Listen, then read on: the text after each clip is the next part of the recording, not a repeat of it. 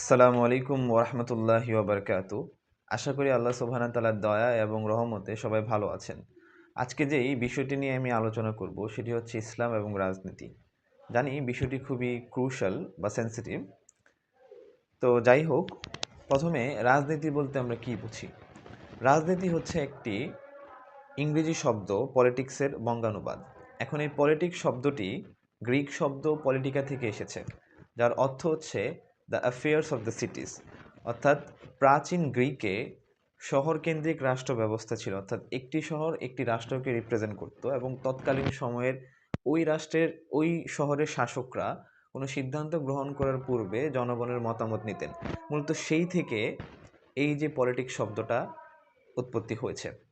তো এখন একটু সহজ বাংলায় যদি আমরা বোঝার চেষ্টা করি যে রাজনীতি আসলে কি, সহজ কথা হচ্ছে রাজনীতি মানে হচ্ছে রাজ্য পরিচালনা করার নীতি। অর্থাৎ বর্তমান কনটেক্সটে একটি রাষ্ট্র কিভাবে পরিচালিত হবে, রাষ্ট্রের শাসন ব্যবস্থা থেকে শুরু করে রাষ্ট্রের যে সকল প্রতিষ্ঠানগুলো আছে সেগুলি কিভাবে পরিচালিত হবে, সেটা যেই নীতির মাধ্যমে নির্ধারণ করা হয় সেটাকে মূলত বলা হয় রাজনীতি। তো বিশ্বে আমাদের যতগুলো রাজনীতি অর্থাৎ যতগুলো সরকার ব্যবস্থা প্রচলিত ছিল বা আছে, তার মধ্যে একটি হচ্ছে রাজতন্ত্র, অভিজাততন্ত্র, গণতন্ত্র।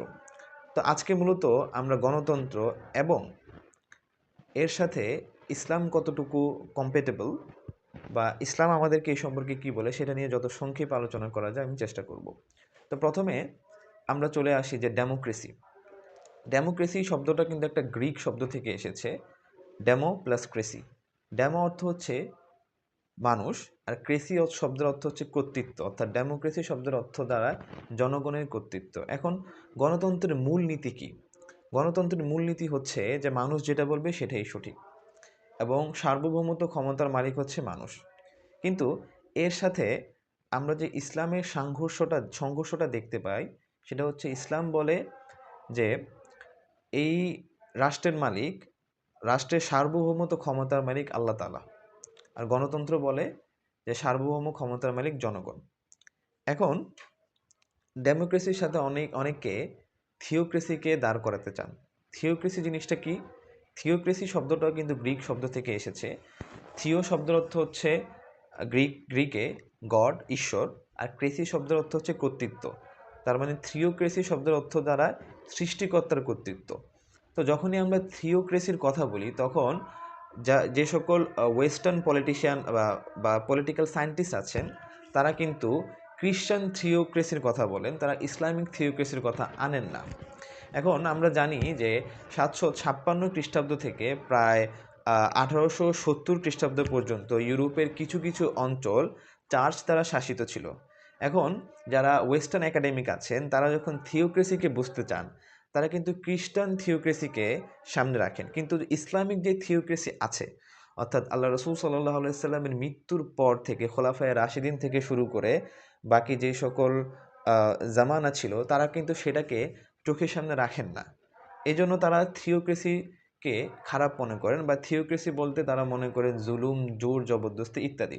কিন্তু মোটেই আমরা কখনোই খ্রিস্টান থিওক্রেসিকে ইসলামিক থিওক্রেসির সাথে তুলনা করতে পারবো না। কেননা খ্রিস্টান থিওক্রেসিতে যখন আমরা দেখি তখন কি দেখি যে চার্চ ছিল সকল কিছুর মালিক, অর্থাৎ পোপ যেই সিদ্ধান্ত নিতেন সেই সিদ্ধান্ত জনগণ মেনে নিত এবং বিভিন্ন প্রকার জুলুম অত্যাচার থেকে শুরু করে ওই ওই সকল অঞ্চলগুলোতে, অর্থাৎ যে সকল অঞ্চলগুলো চার্চ দ্বারা শাসিত হতো সে সকল অঞ্চলগুলোতে প্রচুর পরিমাণে জুলুম অত্যাচার হতো। যার ফলে আমরা জানি যে প্রোটেস্ট্যান্ট গ্রুপ অর্থাৎ খ্রিস্টানদের একটা স্কুল অফ থট বা একটা শাখা বলা যায়, এই প্রোটেস্ট্যান্ট গ্রুপের জন্ম হয় এই চার্চের বিরুদ্ধে, এই চার্চের আধিপত্যবাদের বিরুদ্ধে। তো সেখানে আমরা যাচ্ছি না। তা আমাদের যে মূল পয়েন্টটা যে গণতন্ত্রের ল্যাকিংসগুলো কী কী বা গণতন্ত্রের অসুবিধাগুলো কী কী। দেখুন, গণতন্ত্রের প্রতিষ্ঠা লগ্ন থেকে বা প্রাথমিক অবস্থায় যখন গণতন্ত্র ছিল সেই থেকে কিন্তু অনেক ফিলোসফার, অনেক বুদ্ধিজীবীরা এই গণতন্ত্রের সমালোচনা করে গেছেন, যেমন সক্রেটিস থেকে শুরু করে প্লাটো এবং অনেক কন্টেম্পোরারি স্কলার তারাও কিন্তু গণতন্ত্রে যে অসারতা সেটা নিয়ে আলোচনা করেছেন। কারো যদি বিস্তারিত জানার প্রয়োজন থাকে তারা ওই সকল একাডেমিক, ওই সকল যারা ফিলোসফার আছেন তাদের উক্তি কিংবা তাদের বই পড়তে পারেন। তো গণতন্ত্রের যে মূল জিনিসটা সেটা বলা হয় যে জনগণই হচ্ছে রাষ্ট্রের শাসক। এখন কথা হচ্ছে জনগণ যদি রাষ্ট্রের শাসক হয় তাহলে শাসিত হবে কারা? জায়গা জমি, বিল্ডিং, আসবাবপত্র ইত্যাদি? অবশ্যই না। এবং আরেকটা যে জিনিস, যে গণতন্ত্রে কোনো ভালো খারাপের মানদণ্ড নেই। যেমন ধরুন, আজকে বাংলাদেশে সবাই যদি বলে যে এলজিবিটিকিউ কে লিগ্যালাইজ করতে হবে, এবং মেজরিটি মানুষ যদি এলজিবিটিকিউর পক্ষে ভোট দেয়, তাহলে সরকার বাধ্য এলজিবিটিকিউ কে লিগ্যালাইজ করতে বা বৈধতা দিতে। কিন্তু ইসলাম কি বলে? ইসলাম বলে যে আল্লাহ তাআলা হারাম এবং হালাল আমাদেরকে নির্দিষ্ট করে দিয়েছেন, আমরা এর বাইরে যেতে পারবো না। যে সকল জিনিস আল্লাহ তাআলা আমাদেরকে হারাম করে দিয়েছেন, পৃথিবীর কোনো মানুষের সাধ্য নেই সে সকল জিনিসগুলোকে হালাল ঘোষণা করার। যেমন আল্লাহ তাআলা মদকে হারাম করেছেন, জিনা ব্যভিচারকে হারাম করেছেন, সুদকে হারাম করেছেন, এবং আরও অনেক জিনিসকে আল্লাহ তাআলা হারাম করেছেন। এখন পৃথিবীর সকল মানুষ যদি এটার বিপক্ষে থাকে, এটাকে কেউ হালাল ঘোষণা করতে পারবে না। অর্থাৎ আল্লাহ তাআলা যা হারাম ঘোষণা করেছেন তাই হারাম থাকবে, তাকে কেউ হালাল হালাল ঘোষণা করতে পারবে না। কিন্তু গণতন্ত্র হচ্ছে ঠিক এর বিপরীত।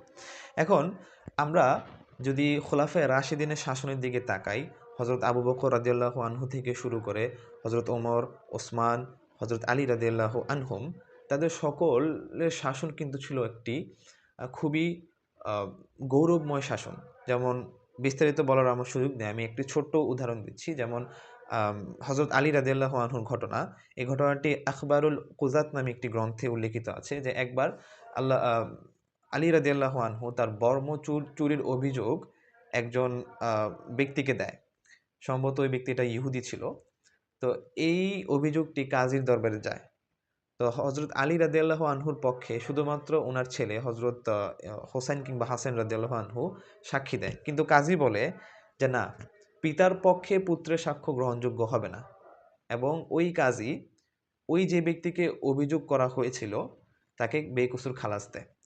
অর্থাৎ এখানে ইনসাফ প্রতিষ্ঠা করা হয়েছে, এবং ইসলাম খুব দৃঢ়ভাবে ইনসাফ প্রতিষ্ঠার ক্ষেত্রে গুরুত্ব আরোপ প্রদান করেছে। যেমন সূরা মায়দার ৪২ নম্বর আয়াতে আল্লাহ তাআলা বলেন রাসূলকে যে তারা যখন আপনার কাছে কোনো জিনিসের ফয়সালা নিয়ে আসে, তখন তাদের মধ্যে আপনি ন্যায়সঙ্গতভাবে ফয়সালা করুন। এবং সূরা নিসার ১৩৫ নম্বর আয়াতে আল্লাহ তাআলা বলেন যে হে মুমিনরা, তোমরা আল্লাহর সাক্ষী রূপে ন্যায় বিচারের প্রতি দৃঢ় হও, যদিও তা তোমাদের নিজেদের বিরুদ্ধে, নিজেদের পরিবার বা আত্মীয় স্বজনের বিরুদ্ধে যাক না কেন। এবং এই আয়াতে আরেক অংশে আল্লাহ তাআলা বলেছেন যে তোমরা বিচার করার সময় কুপ্রবৃত্তির অনুসরণ করবে না। তো ইনসাফের ক্ষেত্রে ইসলাম খুবই দৃঢ়, খুবই স্ট্রিক্ট।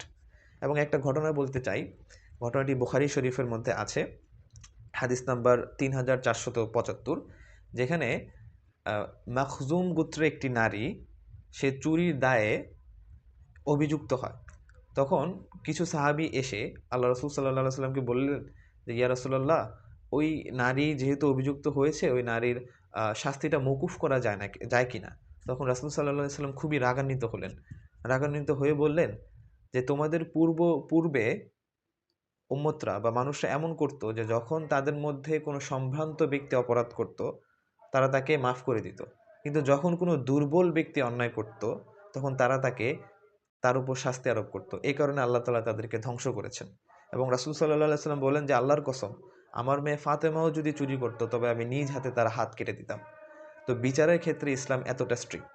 তো এখন আসুন, যেই জিনিসটার জন্য আজকের ভিডিওটা বানানো সেটা হচ্ছে যে গণতান্ত্রিক ব্যবস্থায় তো আমাদেরকে অবশ্যই ভোট দিতে হবে, ভোট দিয়ে একজন গণপ্রতিনিধি নির্ণয় করা লাগবে। প্রথমে একজন মুসলমান হিসেবে আমার এটা বিশ্বাস রাখতে হবে যে ভৌম ক্ষমতার মালিক হচ্ছেন একমাত্র আল্লাহ সুবহানাহু ওয়া তাআলা। তিনি হচ্ছেন সার্বভৌম ক্ষমতার মালিক।